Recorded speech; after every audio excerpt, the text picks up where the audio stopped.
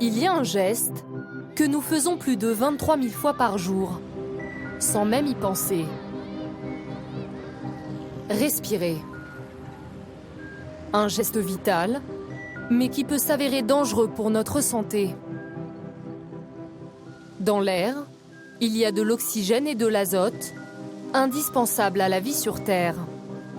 Mais aussi des dizaines de milliers de polluants générés par les activités de l'homme. Ils sont parfois visibles, parfois insoupçonnables. Contrairement à l'eau que nous buvons, il est impossible de filtrer tout l'air que nous respirons. Selon la Commission européenne, 42 000 personnes meurent prématurément chaque année en France de la pollution de l'air. Comment limiter son impact sur notre santé? Que font les autorités chargées de nous protéger contre ces agressions?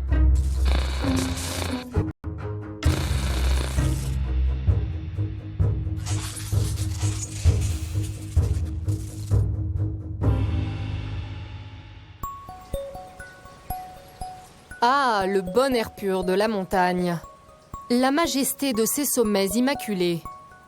C'est ce que vous vous dites quand vous voyez ces beaux paysages. Nous sommes au pied du Mont Blanc, en Haute-Savoie, dans la vallée de l'Arve. C'est grâce à cet air pur que la vallée a bâti sa réputation. L'un de ces villages, Passy, est à la fin des années 40 présenté comme le village de la guérison pour les tuberculeux. Au cœur des Alpes, Passy n'est qu'un village de montagne. Cette montagne, cet air pur, ce silence. Passy n'est peuplé que de malades. À heure fixe, Passy tout entier s'étend sur ses terrasses et laisse le grand air opérer son œuvre régénératrice sur ses poumons blessés. Si elle continue de séduire les touristes, la carte postale ne trompe plus les habitants.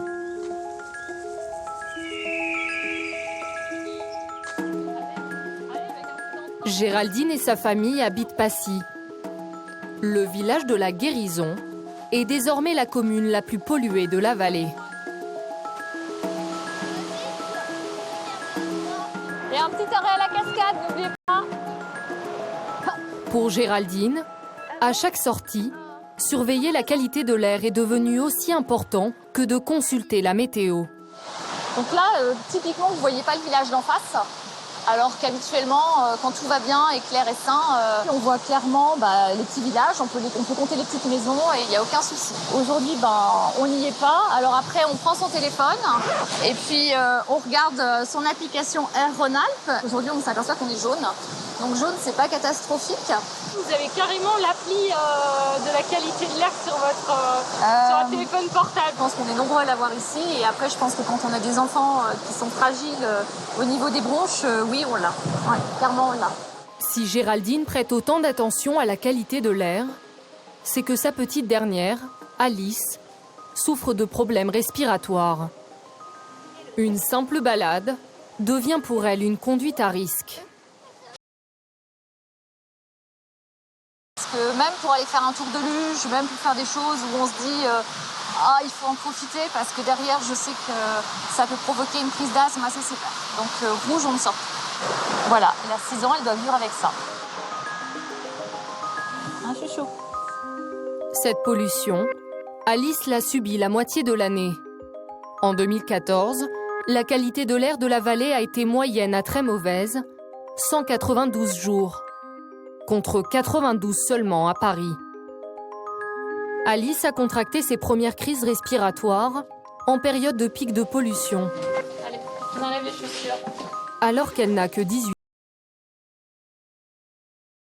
Géraldine ne fait pas le lien. Depuis, le carnet de santé de la petite fille n'en finit plus de se remplir. Septembre, octobre, novembre, décembre, donc c'est les périodes vraiment critiques. Des toux sifflantes, avec des bronchiolites, avec des bronchites, et puis des crises d'asthme bien identifiées. Ça revient de manière récurrente aux mêmes périodes. Ouais. À chacune de ces crises, c'est le même rituel. Antibiotiques et corticoïdes. En fait, elle appelle ça la respiration. Donc déjà, c'est... Elle appelle la ventoline la respiration. Ouais. Quand tu as du mal à respirer et que tu sens que tu as besoin d'être soulagé, comment tu fais? Je prends la respiration et je la mets dans ma bouche et après j'appuie sur le clic et je respire. Et tu te sens mieux quand tu as respiré avec ça? Elle a son kit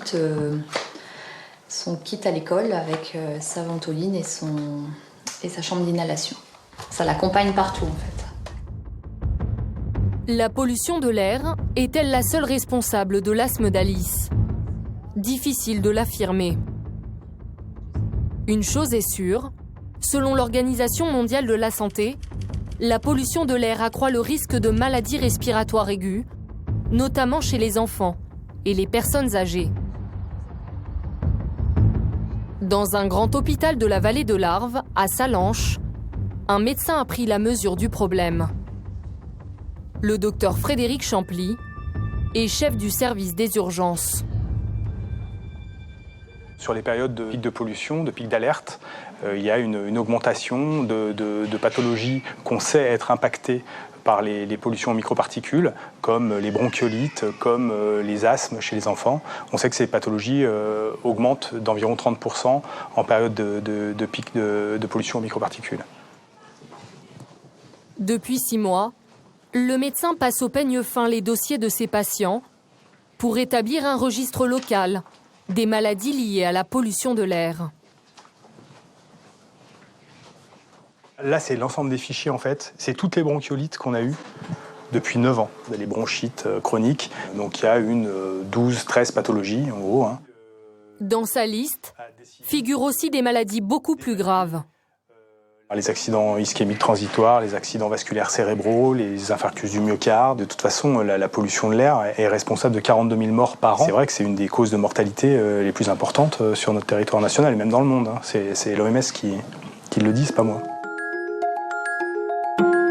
Pourquoi cette vallée subit-elle la pollution?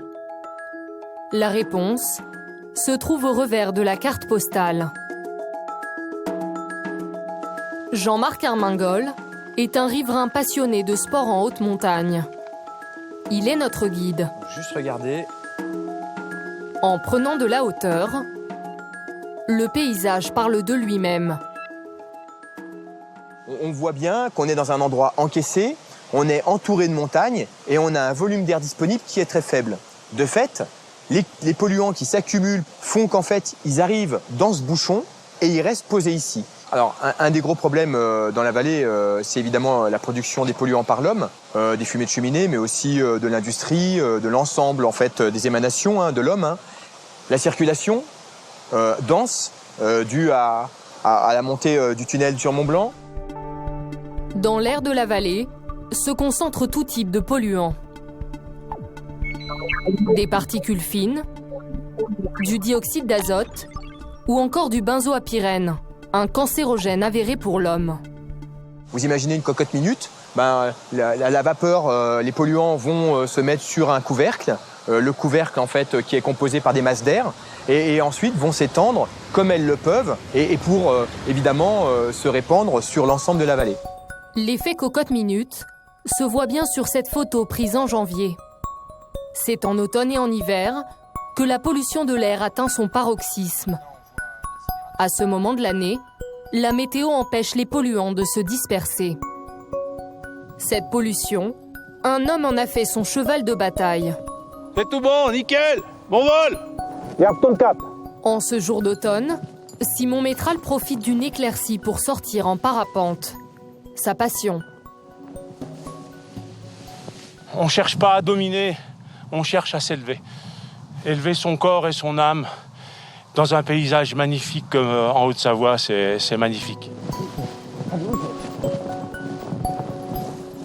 Depuis 20 ans, Simon se bat contre les poids lourds. Les moteurs diesel sont en effet les principaux émetteurs de dioxyde d'azote dans la vallée. Un gaz classé toxique par l'Organisation mondiale de la santé. En 2014, ici, la pollution au dioxyde d'azote a dépassé le seuil fixé par l'Europe. Le parapentiste nous emmène à l'entrée du tunnel du Mont Blanc. Là où plus de 1500 camions vont et viennent entre la France et l'Italie chaque jour. Selon lui, il y aurait bien une solution pour réduire l'impact de ces camions sur la qualité de l'air. Il faut que ces poids lourds cessent de passer au tunnel du Mont Blanc, qu'on les transfère sur le rail, qui est un moyen de transport beaucoup moins impactant pour la qualité de l'air. Ça désengorgerait un petit peu ce tunnel. Placer des camions sur des trains pour traverser les Alpes, c'est possible.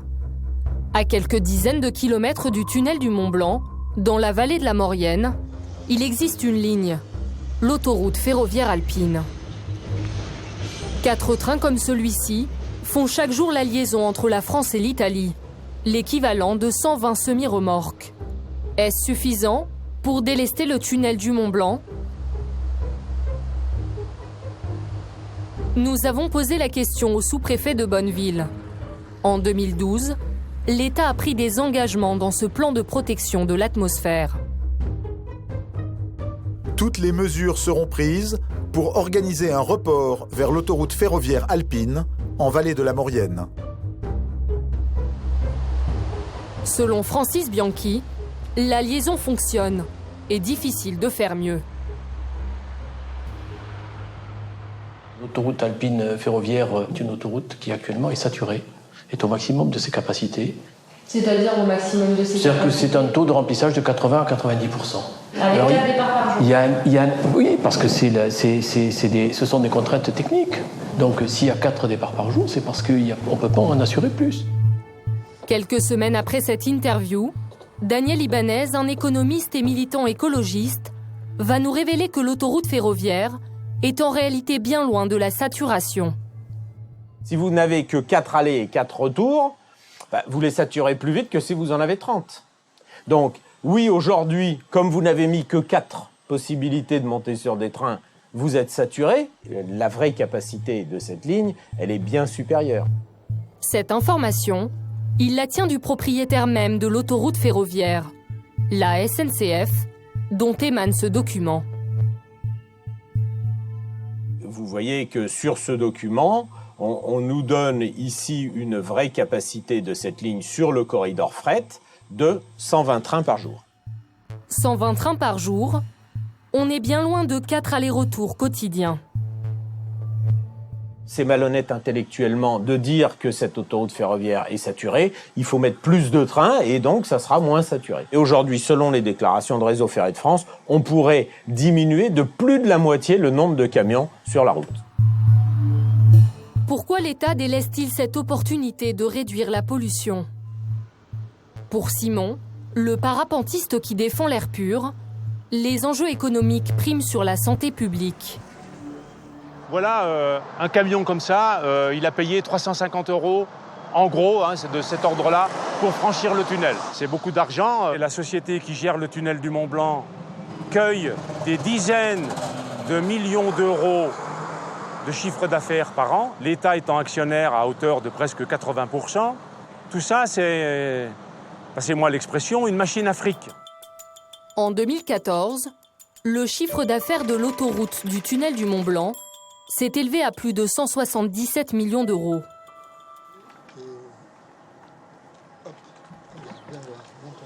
Quelques semaines plus tard, Simon et une vingtaine d'habitants qui luttent contre la pollution de l'air organisent une manifestation pacifique. Attention le vélo.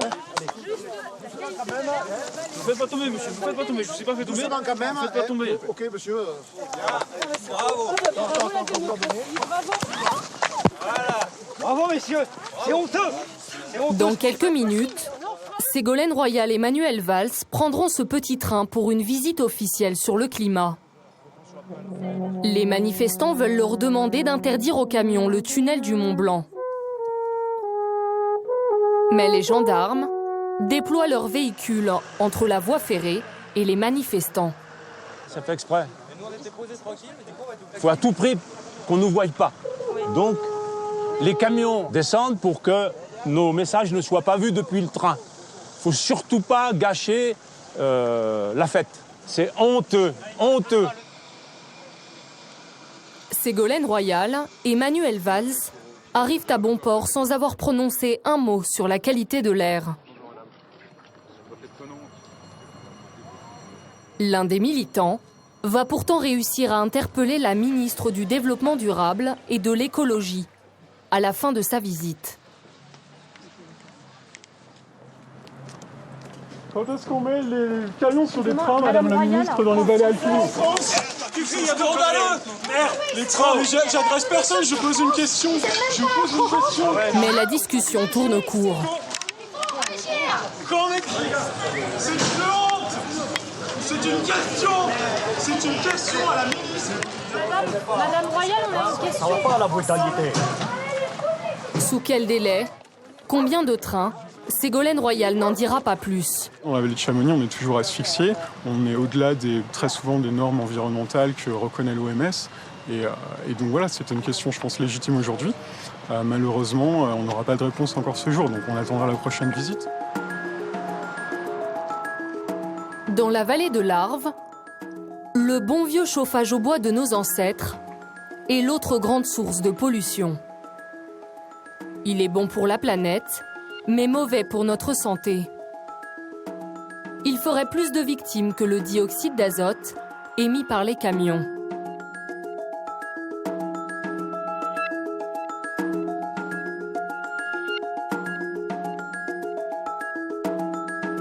Ghislaine Geneste est savoyarde. Elle habite Cordon depuis 20 ans, avec vue sur le Mont Blanc, dans un chalet typique des vallées alpines. C'est une écolo convaincue. Elle ne peut pas se passer de ce geste. C'est beau, ça sent bon, il y a du bruit, c'est une compagnie, un feu de bois. Autrefois, quand j'étais jeune, j'étais bergère, donc le feu de bois, c'était en rentrant le soir, on allume toujours un feu de bois, je faisais à manger sur la... Ça, c'est... je suis très attachée au feu de bois, hein, ça, bien sûr. La combustion du bois émet en grande quantité des particules fines et du benzoapyrène, un cancérogène. Plus la cheminée est ouverte et ancienne, plus elle pollue. Je le fais, mais oui, assez peu souvent quand même. Pourquoi? Parce que ça pollue trop. J'ai conscience qu'on s'intoxique aussi, hein, c'est pour ça que j'ai conscience du problème. Vous, qu'est-ce que vous faites pour limiter justement la pollution de votre cheminée? Je vis à 12 degrés. C'est-à-dire? Je ne chauffe pas, pratiquement pas. C'est un peu de prise de conscience, voilà. Depuis 3 ans, l'État offre 1 000 € d'aide aux habitants de la vallée qui changent leur cheminée pour un poêle moins polluant. Le fonds Airbois. Ghislaine aurait bien aimé en profiter. Je crois que c'était 30-40 000 € pour enlever cette cheminée. Il faut détruire le conduit qui mène jusqu'au toit et refaire la jointure avec le toit. Mais voilà, c'est un prix tellement exorbitant qu'effectivement, 1 000 € Airbois... En moyenne, changer un chauffage au bois coûterait 5 000 €. Dans la vallée, près de 70% des habitants interrogés ne sont pas prêts à changer leur système de chauffage. 1 000 € d'aide, est-ce suffisant? Est-ce le seul moyen pour l'État de lutter contre cette pollution? En Île-de-France, des préfets ont pris une décision radicale. Interdire le chauffage au bois dans plus de 400 communes pour réduire l'impact des particules fines sur la santé. À partir du 1er janvier 2015, l'utilisation des foyers ouverts est interdite, même en cas de chauffage d'appoint ou de flambée d'agrément. Mais Ségolène Royal est contre. Je ne veux pas, je l'ai déjà dit, que l'écologie soit punitive. Elle intervient pour faire capoter l'interdiction. Cette mesure apparaît comme punitive, au regard de quelques flambées d'agréments au moment de Noël. Elle intervient au moment où se mettent en place des aides pour accompagner les particuliers à changer leur mode de chauffage. Je vous demande de supprimer cette interdiction. Le sous-préfet de Bonneville semble bien avoir appris la leçon. Est-ce que la solution, ce serait pas tout simplement d'interdire le chauffage au bois, compte tenu de l'impact que ce chauffage a sur la pollution en particules fines dans cette vallée? Non, parce que ça, c'est vraiment, je dirais, c'est l'écologie punitive qui n'aurait aucune chance, parce que ici, le chauffage au bois est culturel. On est dans une vallée alpine, les gens se sont longtemps chauffés au bois. Le chauffage au bois, c'est bon pour le climat. C'est bon pour le climat. Mais pas bon pour la santé. Mais pas bon pour l'atmosphère, à condition, et ça peut être très bon pour la santé également, si vous utilisez un appareil au chauffage au bois qui soit aux normes. Depuis le début du fonds Airbois, il y a 3 ans, seuls 1600 habitants de la vallée ont bénéficié des 1 000 € pour changer leur chauffage. Transport routier, chauffage au bois. Aujourd'hui, la vallée de l'Arve est l'une des vallées les plus polluées d'Europe. Nous retrouvons Frédéric Champly, le médecin urgentiste. En février 2015, il lance un cri d'alarme dans le journal de France 2. Nous, on est médecins. Moi, quand on me pose la question de la qualité de l'air et de l'impact de cette qualité sur la santé, je réponds clairement. L'air de notre vallée est mortel. Voilà, c'est la phrase qui m'a valu ma notoriété. Vous y êtes allé un peu fort là quand même, l'air est mortel. Franchement, honnêtement, non, je ne pense pas. Il y a 60 à 70 morts par an dans notre vallée. La qualité de l'air dans notre vallée est responsable de morts, donc de fait, elle est mortelle. Je signe définitivement ma phrase. Pour établir le nombre de décès dus à la pollution, le docteur Champly se base sur des estimations officielles de l'Institut de veille sanitaire. Ces propos lui ont pourtant valu les foudres d'un élu de la vallée, Jean-Marc Peyex. Le maire de Saint-Gervais-les-Bains a demandé des sanctions disciplinaires à l'encontre du médecin. Vous vous rendez compte le message qu'on passe aux gens? Donc aujourd'hui, il y a Pour vous, c'était un message excessif? Bien sûr que c'est un message excessif. Qu'on alerte les gens, oui, qu'on aille faire des affirmations avec habillé avec son bagage universitaire et je pense que c'est dangereux. C'est dangereux parce que on a fait peur à une partie de population qui n'est pas scientifique et qui franchement a été apeurée par ça, je vous assure. De la part d'un médecin dire qu'il y a eu 60 morts, je pense que c'est quand même un peu trop dur comme discours. Ou alors il faut l'étayer. C'est un discours vrai? Non, il faut l'étayer, il faut donner la liste des morts. On l'attend. Des dizaines de médecins ont pourtant soutenu le docteur Champly. 220 membres du corps médical, de toutes spécialités, ont signé une pétition pour alerter les pouvoirs publics. En vain. Le président de la République, qui est informé de la situation, qui a été sollicité plusieurs fois, ministre de la Santé, Marisol Touraine, ministre de l'Écologie, Développement durable, Mme Ségolène Royal. L'État est alerté, alarmé, connaît la situation et l'État ne fait rien. Je ne sais pas pourquoi. On a l'impression d'être abandonné, quoi. Le docteur Champly place ses derniers espoirs à Bruxelles, là où la Commission européenne menace de faire payer à la France de lourdes amendes pour dépassement des normes autorisées d'émissions de polluants. Enrico Brivio et Marco Gasparinetti sont les gendarmes de l'environnement au niveau européen. Ils ont pris la France en flagrant délit de pollution. La valeur limite a été dépassée en plusieurs zones à Marseille, Toulon, Paris, Clermont-Ferrand, Montpellier, la zone urbaine régionale Languedoc-Roussillon et la zone urbaine régionale de Poitou-Charentes, Toulouse, Rennes, Grenoble, Strasbourg, Rennes, Lyon, la vallée de l'Arve, Nice, Rouen, Saint-Étienne, Bordeaux et tout. Vous voyez, il y a beaucoup de villes où il y a eu de problèmes. C'est quoi les sanctions? Des milliers d'euros? Non, ce n'est pas des milliers. Non, c'est des millions. Dans un grand pays comme la France ou l'Allemagne ou l'Italie ou le Royaume-Uni, si on applique tous les facteurs et qu'on applique la peine maximale, on dépasse les milliards d'euros.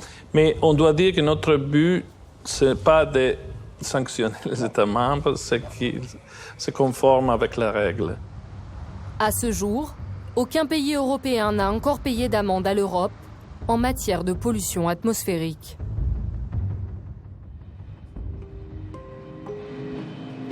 En France, le principal responsable de la mauvaise qualité de l'air, c'est l'industrie.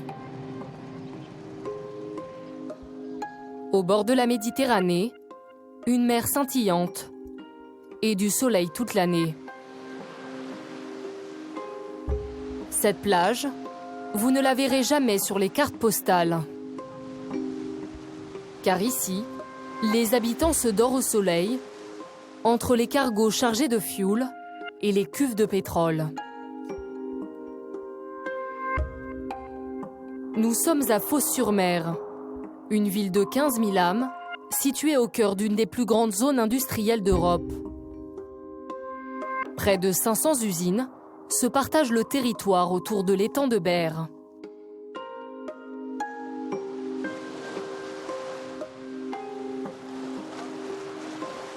Véronique Granier a toujours vécu dans cet environnement industriel. C'est là que les phocéens viennent se baigner, que les petits phocéens viennent apprendre à nager, qui pêchent. Quand on s'y baigne, on tourne le dos aux usines, donc certainement qu'on les oublie un peu et qu'on ne se rend pas bien compte en fait dans quel univers on vit. Ce sont des éléments de paysage qui sont rentrés dans les mœurs et que les gens ne voient pas forcément. Moi, je sais que pendant des années, je les ai pas vus, voilà. Tout simplement, je venais à la plage, quoi. Le paysage n'a pas toujours ressemblé à ça. Avant, il y avait des taureaux, la Camargue et ses marais, jusqu'à l'arrivée de l'or noir à la fin des années 20. Le pétrole, la pétrochimie, la sidérurgie en cours d'implantation sont en train de bouleverser le paysage. Les géants du secteur s'implantent, Esso ou encore Total. À l'époque, personne ne se pose la question de la pollution. Pourtant, depuis près d'un siècle, les cathédrales industrielles déversent des milliers de polluants dans l'atmosphère.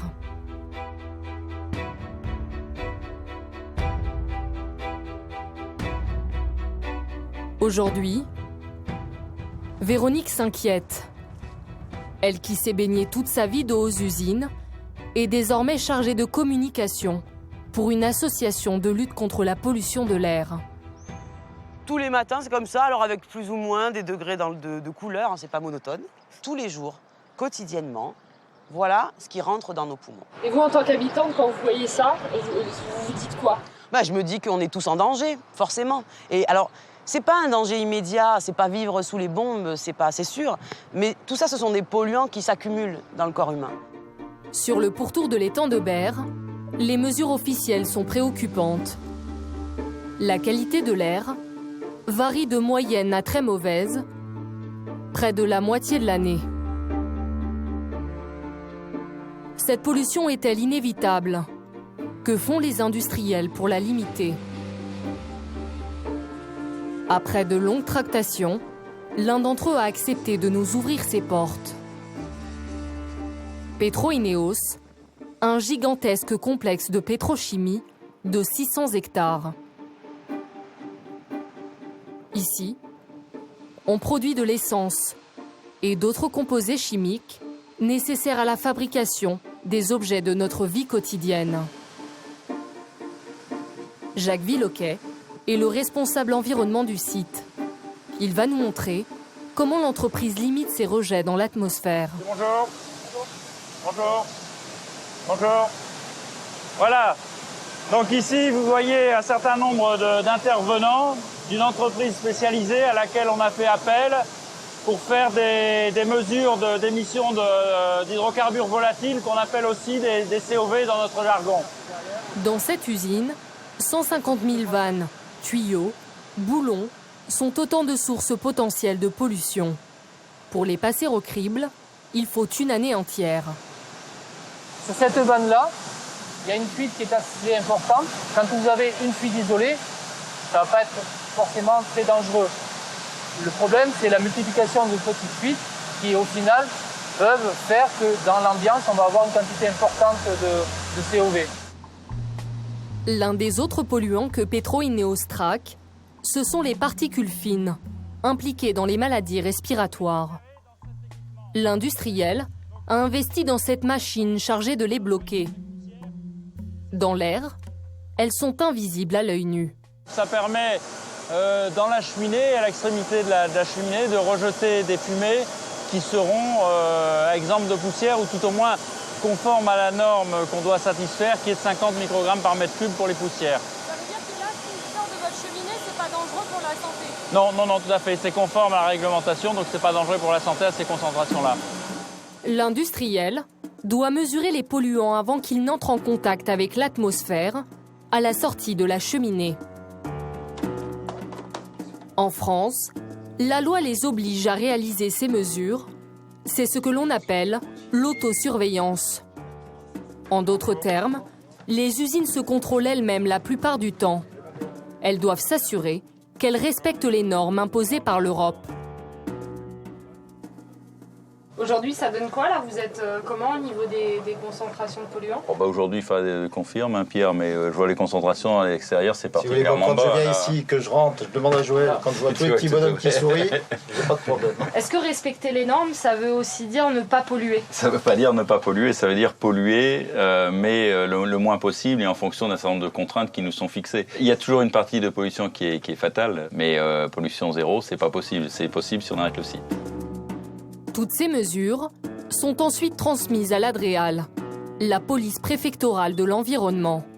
Sa mission, s'assurer que les industriels respectent la norme. Peut-on se fier à leurs déclarations? Un homme est convaincu du contraire. Il s'appelle Daniel Moutet. On arrive dans la zone et dans les odeurs. Je ne sais pas si vous sentez les odeurs, mais alors ça sent pas bon, hein. Ça pue quoi, c'est... Ancien ouvrier de la zone industrielle, J'allais dire attention qu'il y a un fossé, hein. Daniel s'est reconverti en paparazzi de la pollution. Ça a été mon arme contre les pollueurs. Depuis plus de 10 ans, il photographie les moindres émissions de fumée. Pour lui, ce n'est pas à la sortie de la cheminée qu'il faut mesurer les polluants. C'est pas là où il faut le mesurer, c'est en dehors des cheminées, là à 50 mètres, à 100 mètres, quand ils analysent eux les fumées, c'est un certain degré. Les molécules ne sont pas composées encore. Donc c'est en refroidissant à l'extérieur que la molécule va se former en s'agglomérant avec toutes les molécules. Et les résultats qu'ils nous donnent, ils sont complètement faussés.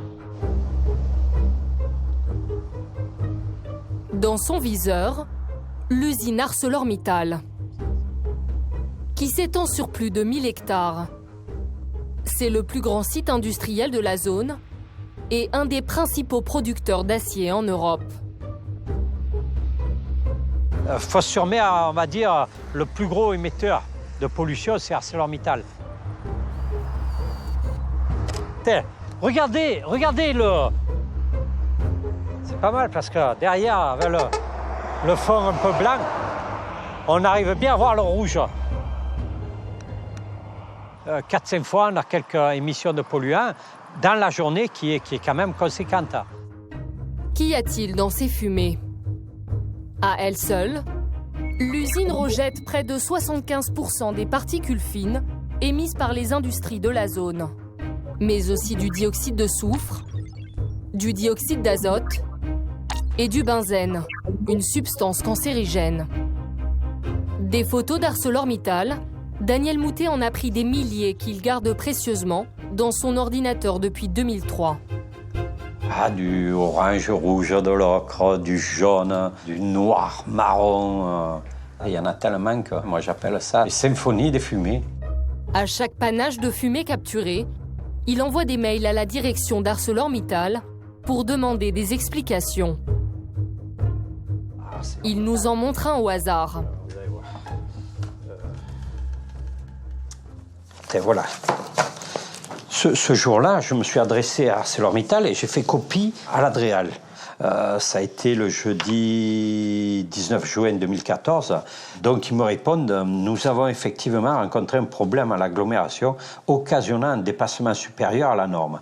Il reste encore des dysfonctionnements pouvant être la source des panaches de poussière. Soyez assurés que nous sommes mobilisés pour réduire cette gêne au maximum.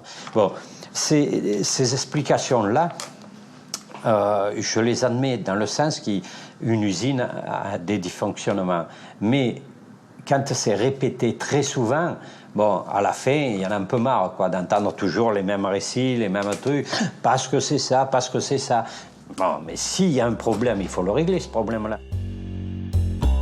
Celle qui est censée s'occuper du problème, c'est l'ADREAL, la police de l'environnement, chargée de protéger les populations. Sur son site internet, quand il y a dépassement de la norme, elle publie ce que l'on appelle des fiches d'écart.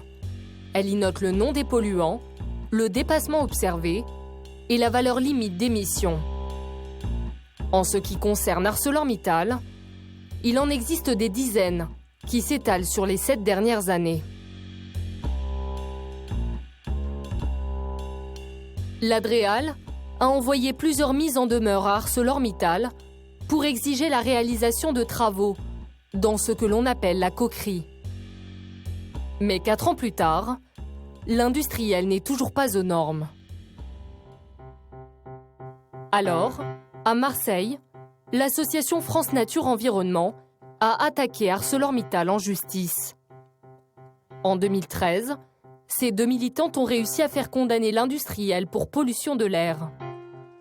Il a dû payer 7 500 € de dommages et intérêts à l'association.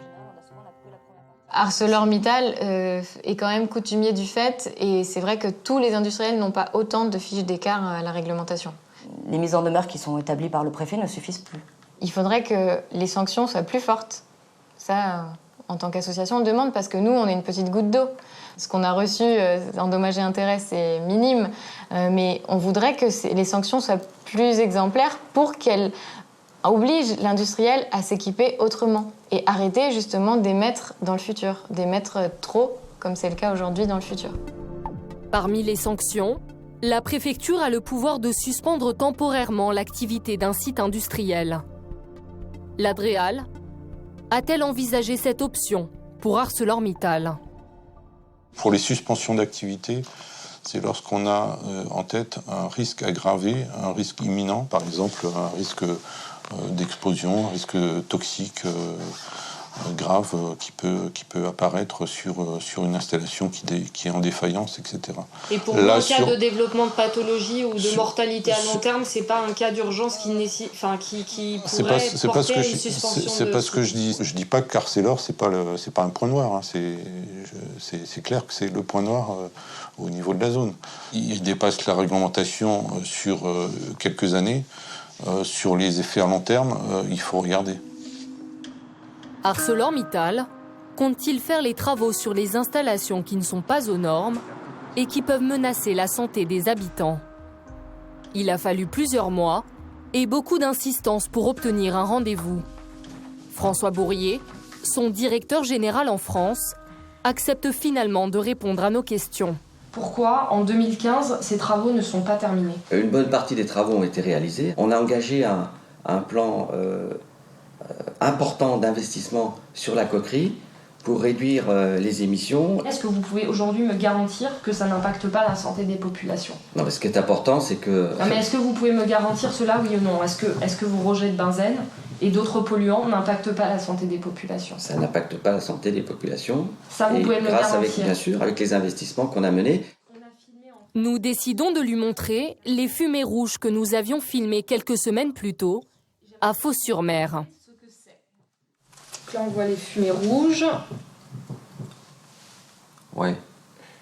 Mais ça, c'est sans doute pas... Ça, c'est lié à un dysfonctionnement au niveau de la production. Le rouge, c'est lié à un dysfonctionnement. Oui, et c'est tout à fait ponctuel. Vous n'avez pas... Tous les jours où j'ai été à Fos-sur-Mer, j'en ai vu 4-5 dans la journée, j'en ai filmé 4-5 dans la journée. Donc c'est...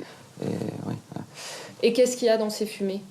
Il peut y avoir des rejets avec des polluants. Est-ce que vous pensez que c'est rassurant de voir ça? Ce qui est rassurant, c'est qu'on a des fumées, et donc il y a une activité industrielle forte, et le site de Fos fait partie d'un des sites majeurs pour le groupe. Les fumées blanches, ce sont des fumées qui sont tout à fait hors de... En fait, qui correspondent notamment principalement à de la vapeur d'eau. Et celles-ci, elles sont rouges? Non, faut qu'on y aille. Là. Excusez-nous, mais juste... Mais je vous ai expliqué. Oui, on y va. Selon la direction, les travaux seront achevés fin 2015. L'industriel est loin d'être le seul émetteur de polluants. Les fumées des 500 usines de l'étang de Berre inquiètent le corps médical. Le docteur Vincent Bezin s'est installé dans la zone en 2002, avec sa femme, elle aussi médecin. L'état de santé de la population les a tout de suite choqués. Avant ça, dans ma carrière, j'avais vu 1 ou 2 diabètes de l'enfant. Ici, on était installé de 2 ans et on en recensait entre 19 et 25. Donc il y a véritablement une anomalie de fréquence. La gravité des pathologies nous surprenait, leur abondance nous surprenait, leur caractère atypique nous surprenait.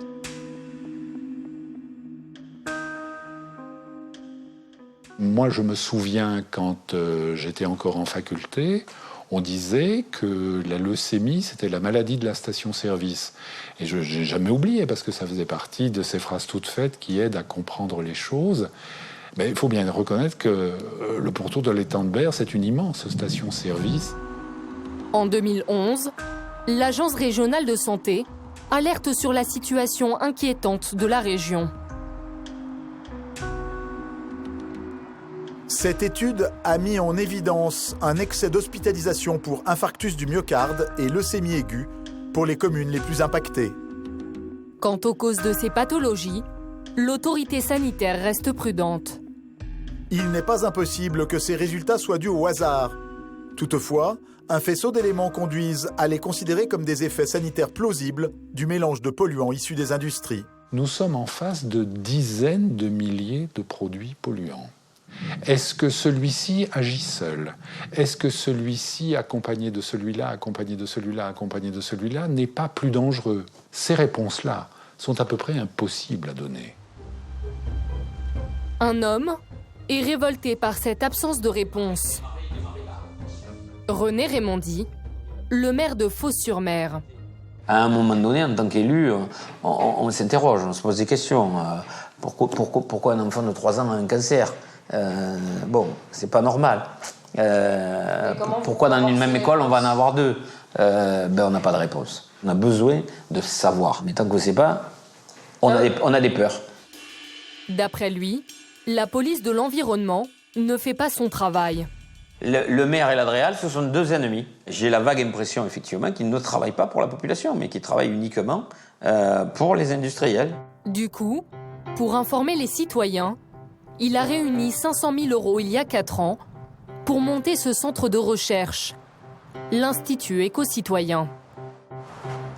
Grâce à cette simple cabine roulante, les chercheurs du centre ont mesuré des polluants ignorés des autorités et des industries, les particules ultra-fines. Leur étude, menée dans 4 villes du pourtour de l'étang de Berre, est édifiante. Donc là, sur cet exemple qui concerne un quartier résidentiel de Fos pendant l'été et début d'automne 2013, on peut voir qu'on a des pics régulièrement qui dépassent 100 000 particules par centimètre cube. On peut même atteindre 200, 300 000 particules par centimètre cube. 300 000, c'est beaucoup puisque c'est l'ordre de grandeur de ce qu'on mesure dans un tunnel. Et donc dans un tunnel, on a tous les échappements de voitures et c'est un milieu fermé donc qui est particulièrement chargé en particules. D'après eux, ces particules ultra-fines proviennent bien de l'activité industrielle. Elles sont bel et bien dangereuses pour la santé, mais il n'existe aucune obligation pour les industries de les mesurer et de les filtrer. On est face à une situation assez préoccupante parce que la réglementation se fonde sur la pollution en zone urbaine, c'est-à-dire dans les grands centres urbains, et ne prend donc pas en compte les caractéristiques de la pollution en zone industrielle. La réglementation n'est donc pas adaptée aux zones industrielles qui, par exemple, émettent de façon ultra-majoritaire des particules ultra-fines. Cette réglementation, c'est l'Europe qui a le pouvoir de la modifier. Il y a un coût énorme si on devait installer dans tous les États membres l'équipement nécessaire pour mesurer cela. Il est évident que les particules ultra-fines, si les problèmes se posent, doivent être réglementés sur base d'un avis scientifique solide. Au moment où l'OMS a décidé qu'il s'agit d'un problème de santé, évidemment, on va suivre. À ce jour, l'OMS n'a pas officiellement statué sur les particules ultra-fines. Parfois, les industriels polluent sans réaliser les mesures qui leur sont imposées. Et cela peut durer des années. C'est le cas de ce petit coin de campagne, au bord de la Loire, dans la Nièvre. Une zone oubliée des autorités. En 2009, un site, Arsco Métal et Minéral s'installe dans la commune de Sauvigny-les-Bois pour recycler des déchets sidérurgiques. À quelques dizaines de mètres seulement des habitations.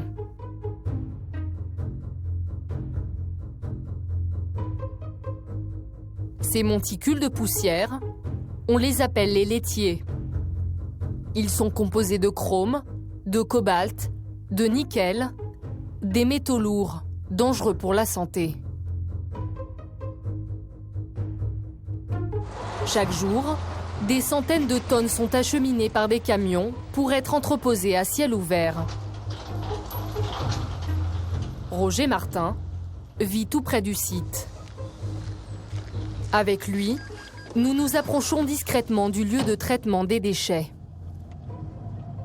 Il faut savoir que la société Arsco, pour récupérer les métaux, est obligée de réduire en farine ses dépôts. Et donc ça fait de la farine. Et tout ce qu'on appelle nous des saloperies partent dans l'air. Des journées où il y a énormément de vent, la poussière vole et partout sur les habitations. Emportées par le vent, ces poussières atteignent les habitations des riverains. Avec Roger, nous nous rendons chez André et Janine Septier. De leur jardin, ils sont aux premières loges pour inhaler les poussières générées par l'activité du site. Qu'est-ce que vous faites quand vous les voyez arriver? Eh bien, j'essaie de me mettre à l'abri, me protéger. Puis de fermer. Ah bon, vous restez pas dehors, même par beau soleil? On peut pas. On ne peut pas. On ne respire pas. On a arrêté de faire les barbecues dehors, on a arrêté, c'est complètement fini. Si on est longtemps dehors, lorsque le vent apporte la poussière, ça brûle les yeux. Ça brûle les yeux, ça fait tousser. On a les yeux qui nous brûlent le soir. Voilà. Et c'est pourquoi on est tous malades. Mon mari ne peut plus respirer. Moi, c'est pareil, je vais me faire opérer le 2 novembre. J'ai des gros nodules sur la thyroïde. Le lien entre l'inhalation de certains métaux lourds et les maladies respiratoires et de la thyroïde est reconnu par le ministère de la Santé. Il faudrait tout arrêter pour bien faire. Pour des saletés comme ça, mais bon, on vit plus. On vit plus. Et tout est malade, on devient tous malades. C'est désespérant. La poussière ne s'arrête pas aux portes des habitations. Elle s'infiltre jusque dans les maisons. Alexandre Chignard vit avec sa famille dans cette petite bâtisse située à 100 mètres de l'usine. Voilà, la ventilation, hein. Déjà, vous pouvez déjà voir rien qu'à l'entrée. Hein. C'est quoi ça C'est des poussières, c'est tout ce qui est ambiant, qui circule dans la maison, c'est aspiré ici. Regardez, là, c'est aspiré, mais regardez, sur les meubles. Là, c'est quand même impressionnant. Hein. Ça vous inquiète? Bah ouais, qu'est-ce que c'est? Tout simplement, qu'est-ce que c'est? On nous dit qu'il n'y a rien, on nous dit qu'il y a des choses, enfin voilà. On est un peu dans le brouillard. Bon, maintenant, on sait qu'on a des soucis de santé, ça nous bouffe la vie au quotidien. Hein. Les enfants d'Alexandre sont tous les 3 asthmatiques. La chambre d'inhalation est devenue un banal objet du quotidien. Nini, papa! Oui. Nini. Ça, c'est pour le néné? Ah bah oui, hein. Comme ça? Bon, maintenant, elle commence à être habituée, hein, comme vous pouvez voir.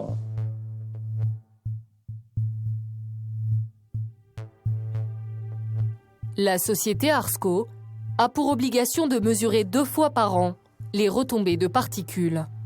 Pourtant, en 7 ans d'activité, Arsco n'a réalisé qu'une seule mesure en 2012. La police de l'environnement l'a rappelé à l'ordre dans un arrêté de mise en demeure de 2015. La visite réalisée sur place a confirmé les nuisances engendrées par les retombées de poussière. Le suivi de l'impact sur l'environnement immédiat du site n'est pas assuré. L'entreprise a refusé nos demandes d'interview. Après sa mise en demeure, elle finit par réaliser des mesures qu'elle transmet à l'Adréal. La police de l'environnement a elle aussi refusé de répondre à une interview. Nous enregistrons à son insu l'un de ses inspecteurs. Son discours est surprenant. Et aujourd'hui, vous ne pouvez toujours pas me dire ce que les habitants ont respiré pendant 7 ans? Ah non, impossible. Je ne peux pas vous apporter la preuve qu'il n'y a pas de risque puisqu'on n'a pas assez d'analyse. De toute façon, ces activités, ça génère des poussières. Mais bon, il n'y a pas des quantités non plus astronomiques. Hein. Il y a forcément une part de métaux, mais c'est pas Tchernobyl. Hein. Nous avons sollicité la préfecture à de nombreuses reprises pour avoir accès aux mesures effectuées. Sans succès. Pourtant, en France, la loi oblige les autorités publiques à transmettre aux citoyens toute information concernant l'environnement ou la santé publique. Pour établir la vérité sur ces poussières, Roger Martin a monté un collectif de riverains. Ensemble, ils ont engagé un avocat spécialiste des pollutions industrielles, Maître Laforgue. C'est lui qui a réussi pour la première fois en France à faire condamner le géant Monsanto. C'était dans le procès d'un agriculteur intoxiqué aux pesticides par la multinationale américaine. Aujourd'hui, il y a trop d'opacité dans le domaine de la santé et de l'environnement. Dans ce domaine des pollutions industrielles, il faut qu'il y ait plus de transparence et que les riverains aient accès véritablement aux informations, mais pas au bon vouloir de l'industriel. L'avocat remet en cause le laxisme des autorités et la mauvaise volonté de l'entreprise. Alors qu'on sait tous les dangers occasionnés par la dispersion des poussières depuis 1893, on sait quel a été le drame sociétal de l'amiante, qu'on puisse encore installer un centre de traitement de déchets sidérurgiques, c'est-à-dire des collines de déchets sidérurgiques à proximité immédiate d'habitation, c'est un scandale. On peut parler de mise en danger d'autrui. Avec l'aide de Maître Laforgue, les riverains envisagent de porter plainte auprès du procureur de la Nièvre. À ce jour, le site d'Arsco Métal n'est pas considéré comme une priorité pour les autorités. Combien de sites en France polluent-ils ainsi l'air dans l'indifférence des services de l'État ?